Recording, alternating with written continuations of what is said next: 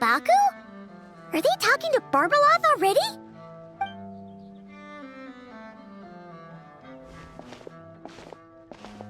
Traveler and Paimon? Lady Barbeloth was just talking about you.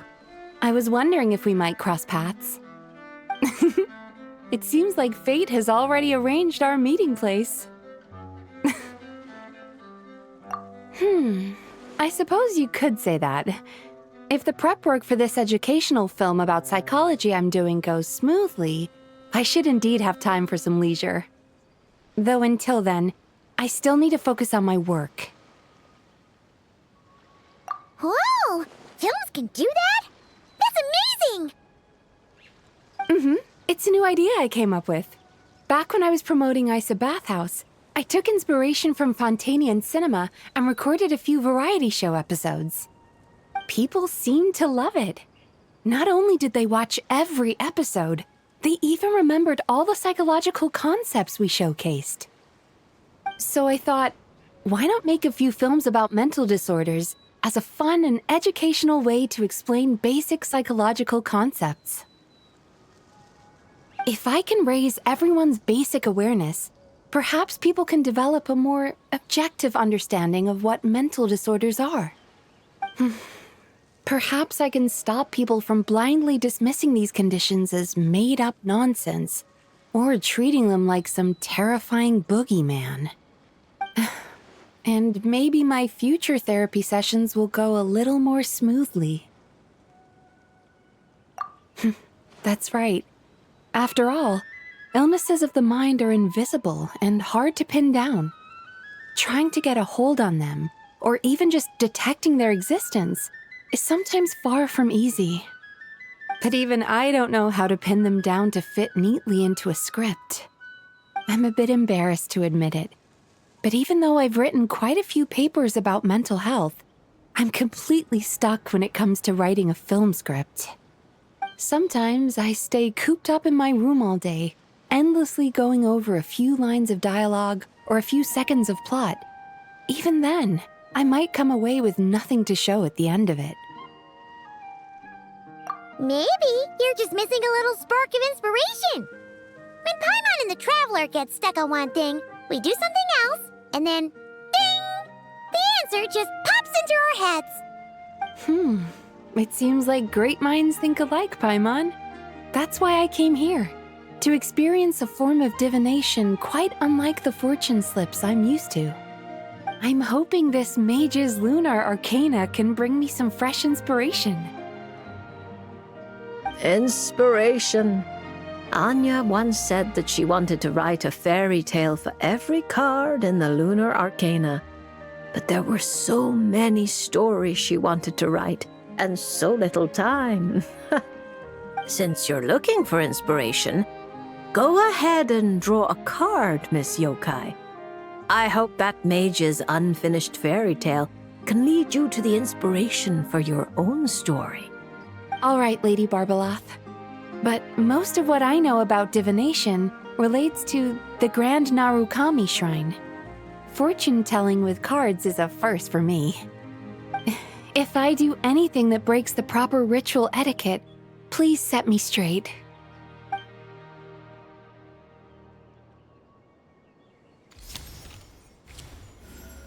Oh my, the reversed moon. The upright and reversed meanings of the moon are similar.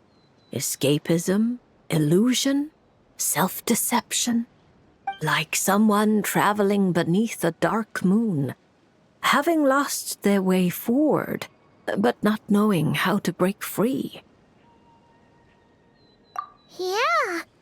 Why does the meaning of this card sound like a warning? Paimon's got a really bad feeling about this.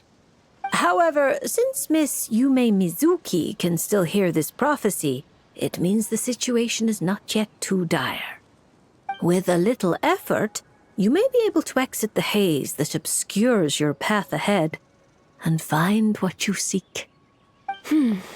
Escapism, illusion, and self-deception?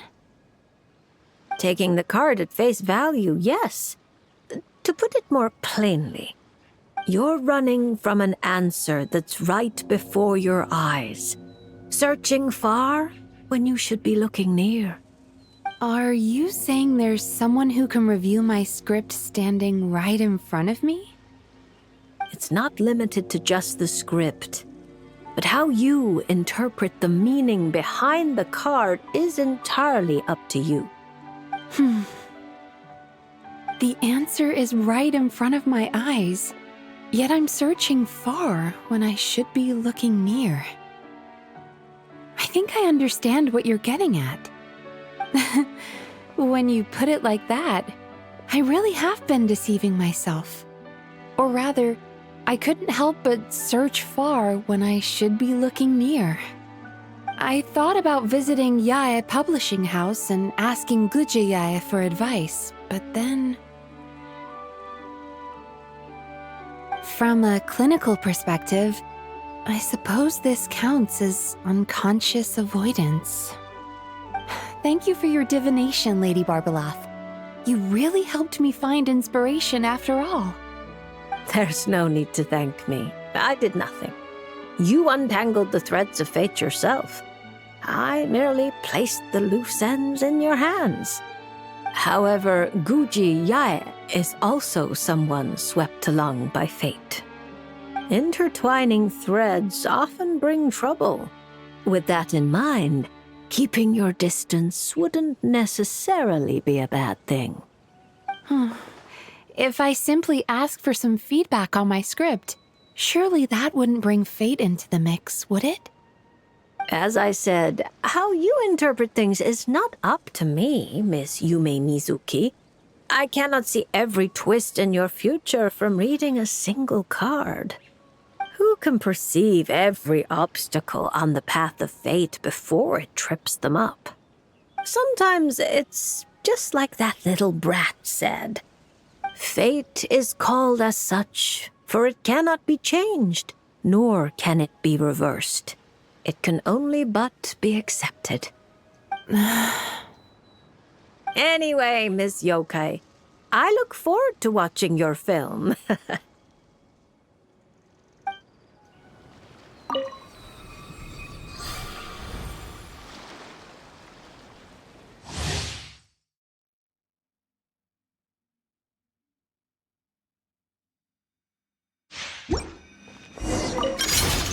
Not now.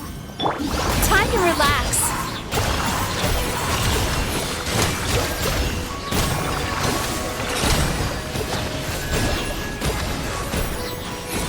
My guiding stars! Stars! Yachan, Taechan, let's go! Turn that frown upside down.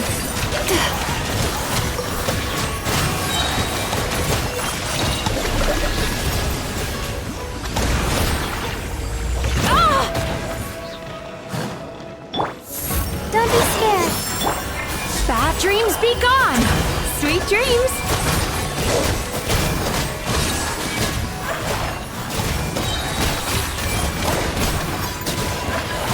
Let's get down to business. Not now. Cold. Learn to... Yachan, Taechan, let's go! Finally, my lucky day. To the ferry. Let's get down to business. To the ferry.